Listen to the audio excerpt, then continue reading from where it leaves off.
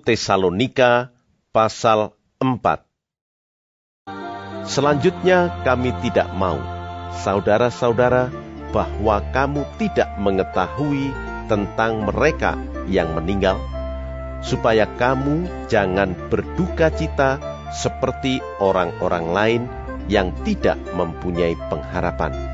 Karena jikalau kita percaya bahwa Yesus telah mati dan telah bangkit, maka kita percaya juga bahwa mereka yang telah meninggal dalam Yesus akan dikumpulkan Allah bersama-sama dengan Dia.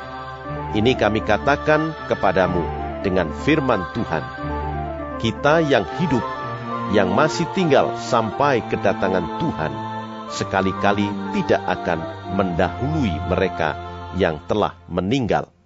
Sebab pada waktu tanda diberi, yaitu pada waktu penghulu malaikat berseru dan sangkakala Allah berbunyi, maka Tuhan sendiri akan turun dari surga, dan mereka yang mati dalam Kristus akan lebih dahulu bangkit. Sesudah itu, kita yang hidup, yang masih tinggal, akan diangkat bersama-sama dengan mereka dalam awan, menyongsong Tuhan di angkasa. Demikianlah kita akan selama-lamanya bersama-sama dengan Tuhan. Karena itu, hiburkanlah seorang akan yang lain dengan perkataan-perkataan ini.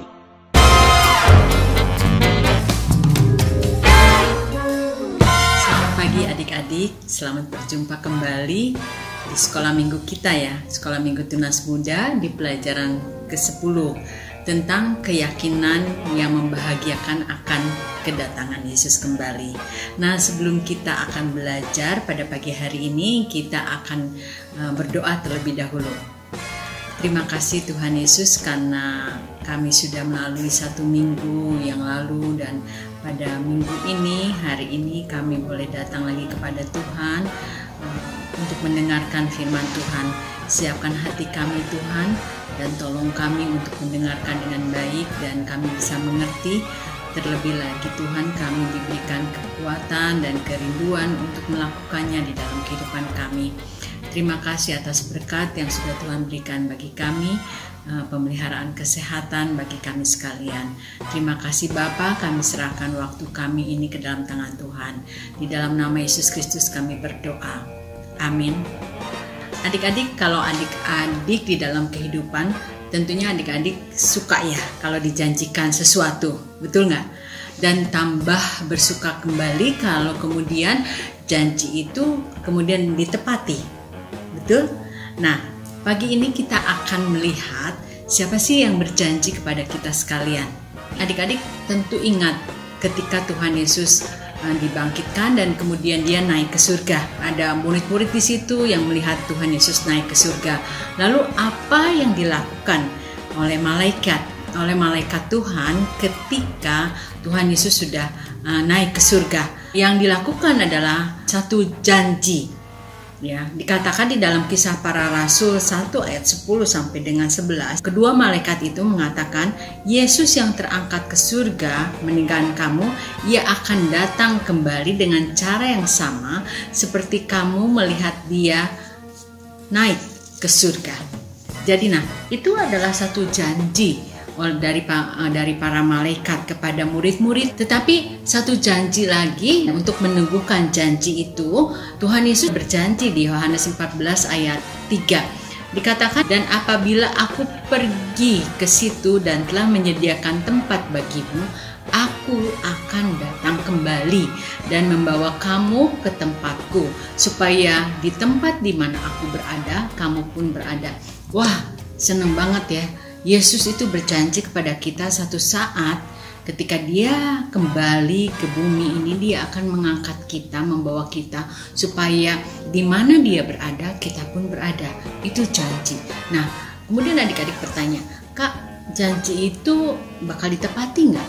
Adik-adik, kalau Tuhan Yesus yang berjanji, saya 100% yakin janji itu akan ditepati.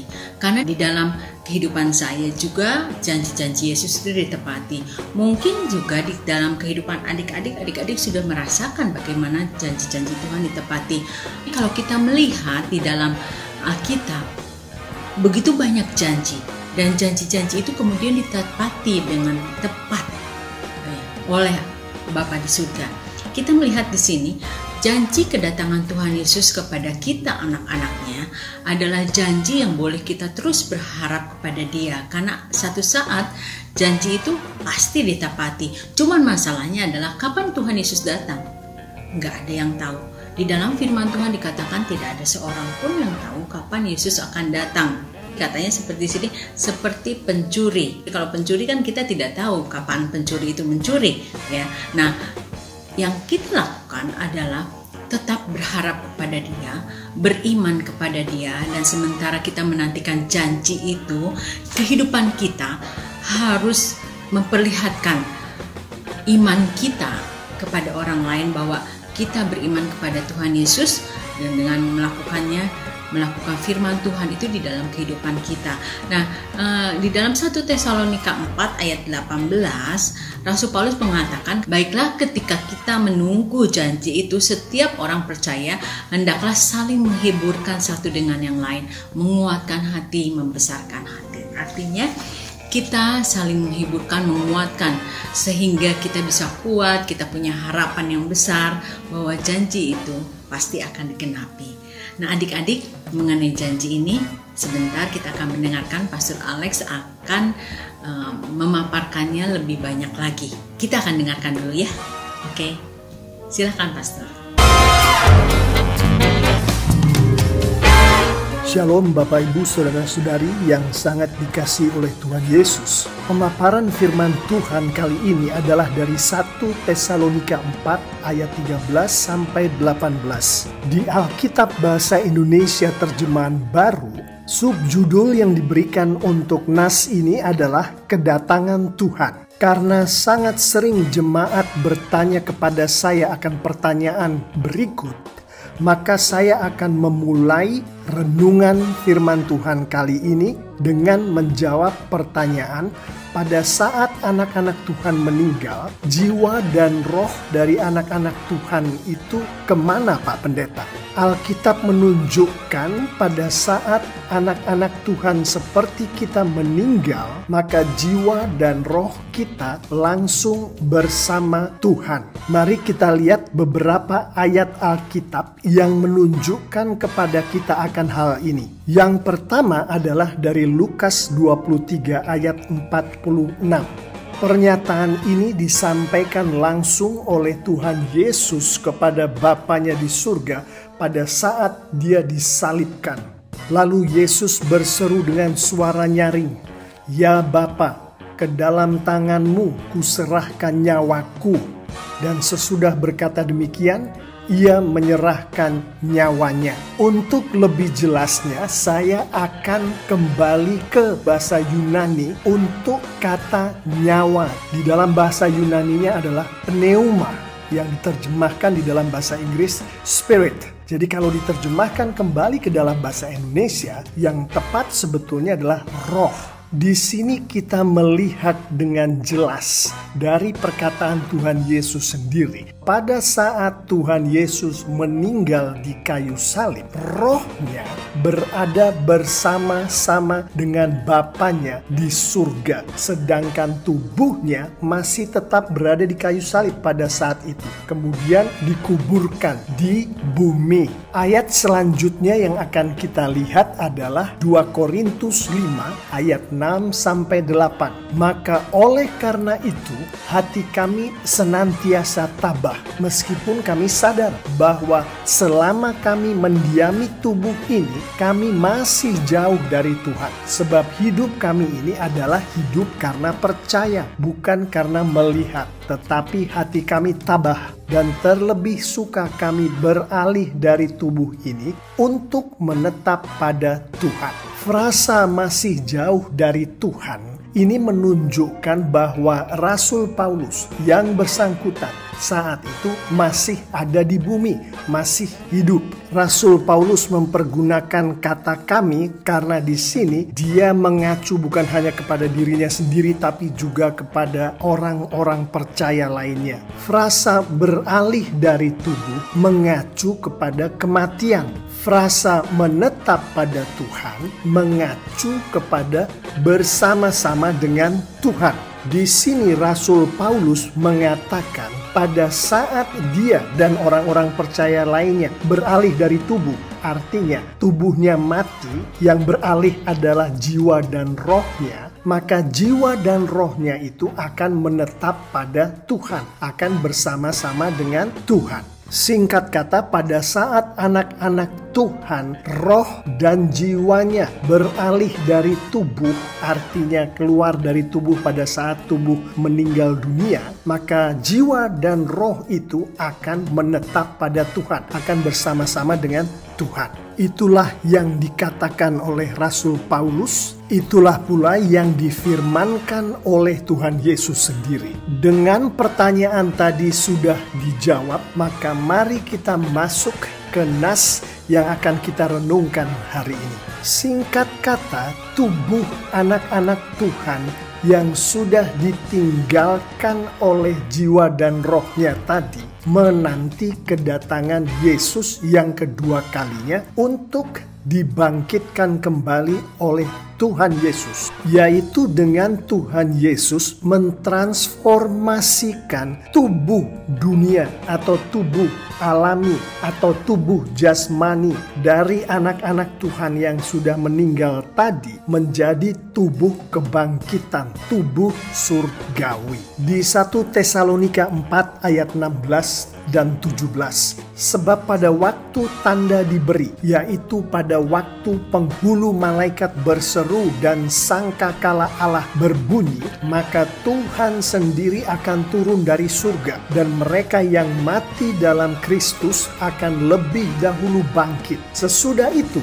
kita yang hidup, yang masih tinggal, akan diangkat bersama-sama dengan mereka dalam awan menyongsong Tuhan di angkasa. Demikianlah kita akan selama-lamanya bersama-sama dengan Tuhan. Frasa Tuhan sendiri akan turun dari surga mengacu kepada kedatangan Yesus kembali ke dunia yang kedua kalinya. Frasa mereka yang mati dalam Kristus akan lebih dahulu bangkit mengacu kepada tubuh dari anak-anak Tuhan yang sudah mati tadi dibangkitkan kembali oleh Tuhan Yesus. Frasa kita yang hidup, yang masih tinggal, akan diangkat bersama-sama dengan mereka mengacu ke anak-anak Tuhan yang masih hidup. Tubuh itu akan diangkat langsung oleh Tuhan Yesus. Pada saat Tuhan Yesus datang untuk kedua kalinya, tubuh yang mati dan hidup akan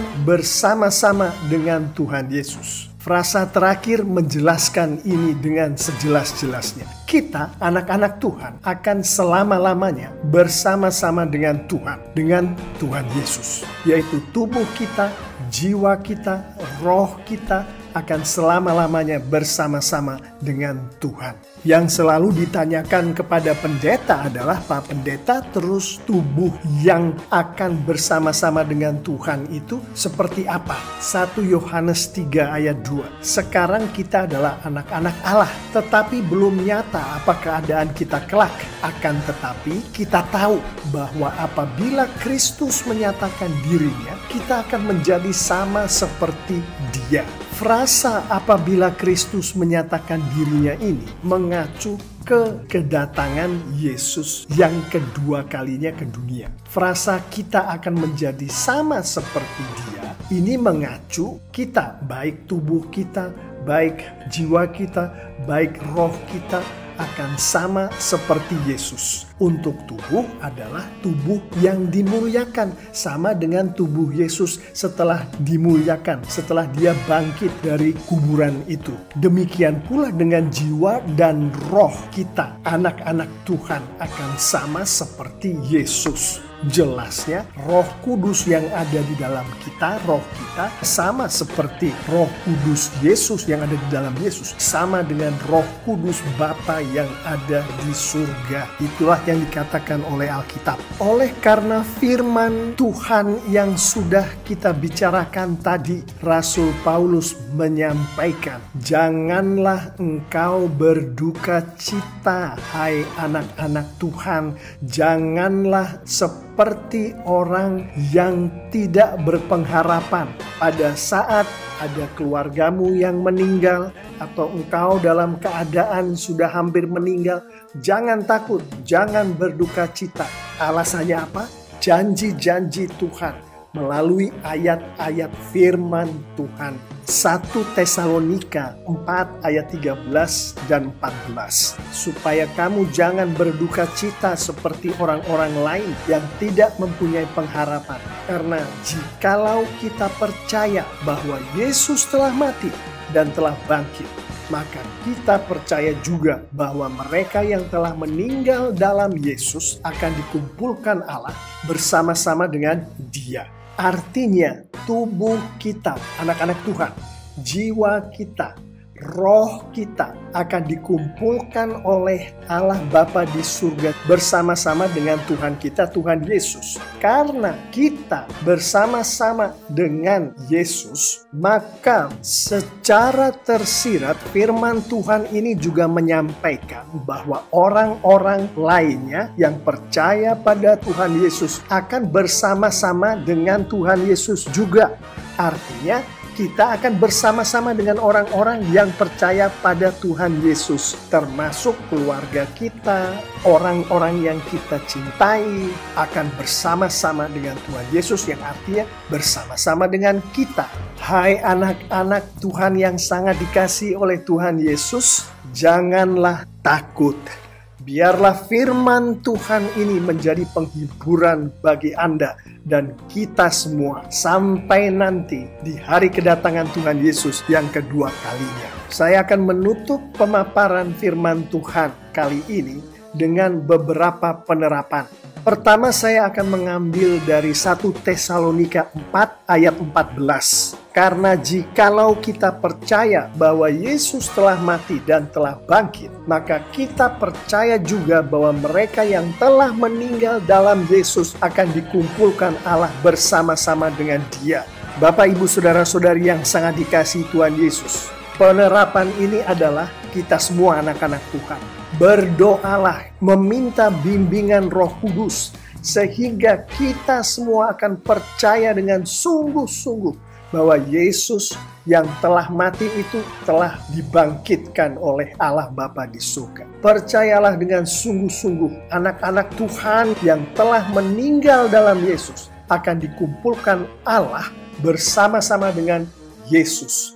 Artinya bersama-sama dengan kita semua yang percaya pada Yesus. Penerapan kedua adalah dari 1 Tesalonika 4 ayat 18. Karena itu hiburkanlah seorang akan yang lain dengan perkataan-perkataan ini.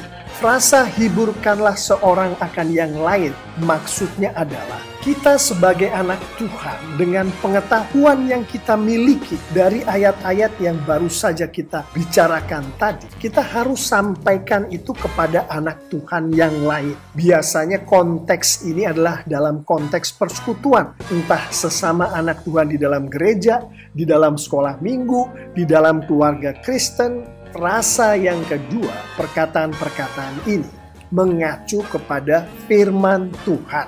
Penerapan yang kedua adalah saling menghiburlah di antara sesama anak Tuhan, terutama anak-anak Tuhan yang berada di dalam satu persekutuan, satu sekolah minggu, satu gereja, satu rumah tangga, dan pergunakanlah firman Tuhan di dalam menyampaikan penghiburan ini. Seperti yang disampaikan di 1 Tesalonika 4 ayat 18 ini. Untuk mempergunakan firman Tuhan, kita harus membaca firman Tuhan setiap hari dan mengerti apa yang kita baca. Dengan begitu, Bapak Ibu Saudara-saudari yang sangat dikasihi Tuhan Yesus, Tuhan kita dipermuliakan karena anak-anaknya saling menghibur satu sama lain. Tuhan kita dipermuliakan karena anak-anaknya sungguh-sungguh percaya pada kebangkitan Tuhan Yesus. Dan anak-anaknya sungguh-sungguh percaya bahwa mereka akan dipersatukan dengan Tuhan Yesus. Dengan satu sama lain, sesama anak-anak Tuhan. Pada saat kedatangan Tuhan Yesus yang kedua kalinya. Dan dengan Tuhan Yesus dipermuliakan oleh anak-anaknya ini, maka Tuhan akan memberkati anak-anaknya dengan luar biasa. Amin.